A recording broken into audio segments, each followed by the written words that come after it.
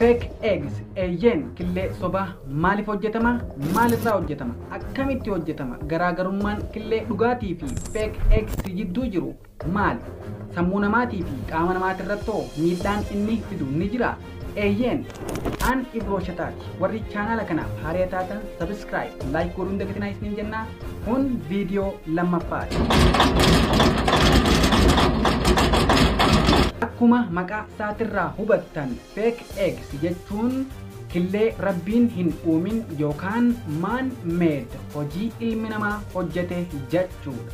Hojii kana irratti baay'een biyyoota akka Chaayinaa bal'inaan dalagaa jiru yookaan fake eggs kana oomishanii hawaasaaf dhiyeessaa jiru. Fake eggs yookaan killeen sobaa isaan keemikaala adda addaa fayyadamanii laaboraatoorii keessatti qopheessan kun maalirraa hojjetama? Jalqaba irratti fake eggs yookaan killee sobaa kana qopheessuuf keemikaalli isaan fayyadaman calcium carbonate, sodium alginate, colorantis flavoring akkasumas plastic wax. Calcium carbonate kan isaan gargaaru akka bokka qobboo fakkaatuufidha. Colorantis fi flavoring akka urgaa fi halluu qobboo agarsiisuuf itti fayyadamu. Plastic wax ammoo akka qobboo ulfaa fakkaatuuf itti fayyadamu. Keemikaalota dubbanne kana mara fayyadamanii qopheessuun isaanii sin dhibin miidhaan inni fidoo.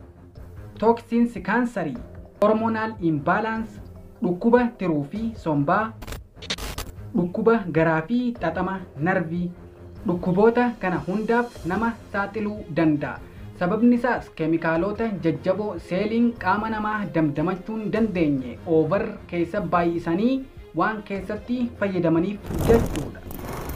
Killee sobaa kana yookaan fake eggs kana killee dhugaatii wajji yeroo wal cinaa qabanii qorattoonni ilaalan miidhaan alatti vaayitaaminii tokkollee akka hin qabnee fi akka ilma namaa miidhuuf yookaan biizinasii adda addaa ittiin daldaluuf oomishantu mul'ata jedhu.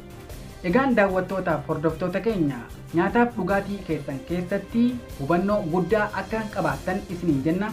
Viidiyoon keenya kan irraa barumsa guddaa akka isinii kenne abdii guddaa qabna. Warri chaanala kanaaf haaraa taatan subscribe, like godhuun dagatinaa isiniin jenna. Nageenyaa turaa.